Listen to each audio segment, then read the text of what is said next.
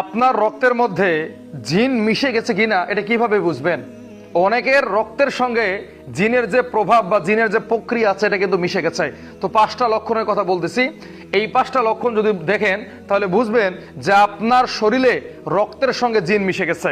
1 নম্বরে, যখন আপনি দেখবেন যে আপনার শরীরে রক্ত দিনে দিনে কমে যাচ্ছে, চেহারা ফ্যাকাশে হয়ে যাচ্ছে, আপনি হ্যাংলা পাতলা হয়ে যাচ্ছেন, বুঝবেন যে আপনার উপরে জিনের প্রভাব আছে।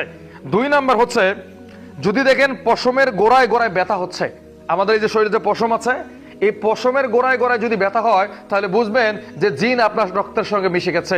3 নাম্বার হচ্ছে, হঠাৎ করে যদি আপনি রেগে যান, দেখবেন যে ভালো মানুষ, কোনো কিছুই বলা হয় নাই, হুট করে রেগে গেছে, তাহলে বুঝবেন জিন আপনার রক্তের সঙ্গে মিশে গেছে।